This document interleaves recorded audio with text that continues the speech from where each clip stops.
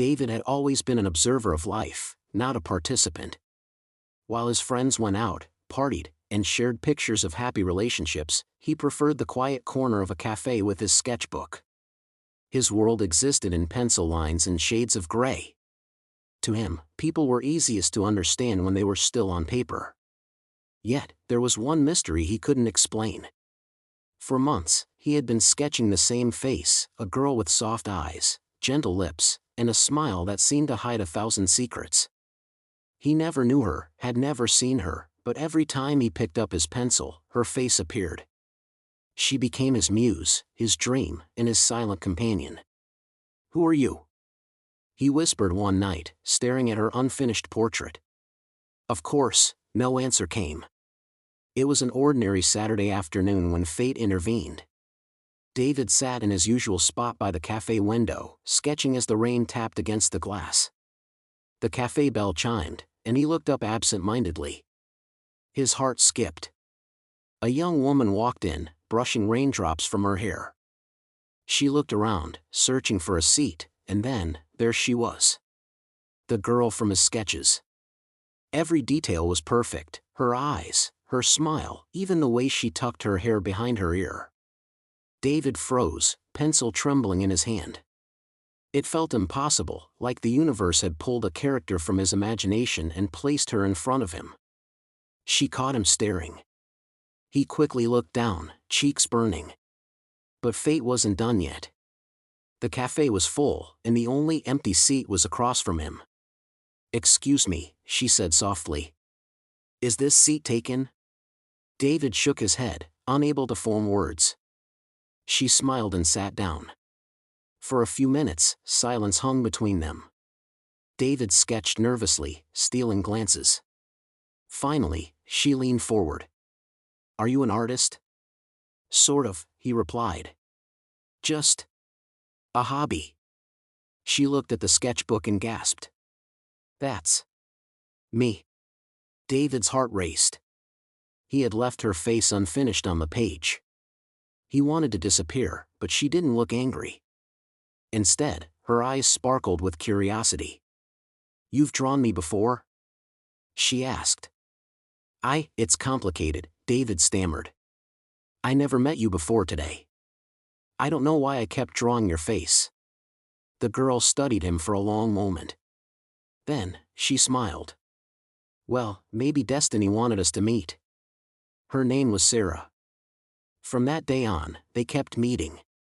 Sometimes in the cafe, sometimes walking through the park, sometimes sitting quietly on a bench as David sketched and Sarah read novels. Sarah was everything David wasn't: outgoing, full of stories, unafraid to laugh out loud. Yet she never made him feel small. Instead, she pulled him into her world. "You live too much in your sketches," she teased one evening as they strolled by the riverside. "But life isn't just black and white, David. It has colors, bright ones." And slowly, he began to see them. They shared secrets. David told her about his lonely childhood, how art was the only way he felt heard. Sarah told him about her family abroad, strict parents who wanted her to become a lawyer, not a dreamer. One night, as the city lights shimmered, she whispered, "I feel free when I'm with you. Like I can be myself." David's chest tightened. He wanted to say he felt the same, that she was the missing piece in his life. But the words caught in his throat. Instead, he just drew her again, this time with colors, her laughter in gold, her eyes in soft green, her smile in pink. For the first time, his art felt alive. But happiness never lasts forever. One rainy evening, Sarah arrived at the cafe looking troubled. She sat quietly, hands clasped. David noticed her eyes were red. "What's wrong?" he asked. "My family called," she whispered. "They want me to return abroad. Next week." David's heart sank. "They think I'm wasting time here. They already arranged for me to start law school. They don't understand." Her voice broke. David's mind raced. He wanted to beg her to stay, but he knew how strong family expectations could be. Still, the thought of losing her was unbearable. So, you'll leave? He asked softly. Tears filled her eyes. I don't want to. But what choice do I have? The cafe felt suddenly cold. David gripped his pencil tightly, but for the first time, he couldn't draw. His hands trembled too much. The day of her departure came too quickly. David stood in his apartment, staring at the unfinished sketch of Sarah. He had tried drawing her goodbye, but every attempt ended in smudges of tears on paper. No, he whispered, slamming the book shut. I can't let her go like this. He grabbed his sketchbook and ran into the storm. Rain drenched his clothes as he sprinted toward the bus station. His chest burned, his legs screamed, but his heart carried him forward. The station was crowded. He saw her standing near the bus, suitcase in hand, looking small and lost. Sarah! He shouted. She turned, eyes wide with shock. David pushed through the crowd until he stood before her, breathless. The rain mixed with his tears, but he didn't care. Don't go, he pleaded. Please. You're not just in my sketches, you're in my heart.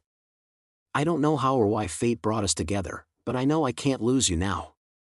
Sarah's lip trembled. For a moment, the world seemed to hold its breath. Then, slowly, she dropped her suitcase. I was hoping you'd come, she whispered, tears streaming down her cheeks. He pulled her into his arms, holding her as if the storm itself couldn't tear them apart. Around them, buses roared, people hurried, but they stood still, in their own universe. Sarah didn't board the bus. Instead, she chose to stay, at least for now. Her family was furious, but for the first time in her life, Sarah didn't care. She had found something worth fighting for. David's sketches changed after that day. They were no longer just faces trapped on paper. They were filled with laughter, love, and color. He began painting, opening small exhibitions. Sarah was always his muse, his inspiration, and his partner. One evening, years later, Sarah picked up the old sketchbook where it all began. She flipped through the pages, stopping at the first unfinished drawing of her face. You know, she said, smiling, maybe destiny really does work in mysterious ways. David wrapped his arm around her. No, he replied softly. Destiny gave me a chance. But it was love that kept you here. And as the sun set behind them, painting the world in shades of gold and pink, they both knew this was just the beginning of their forever.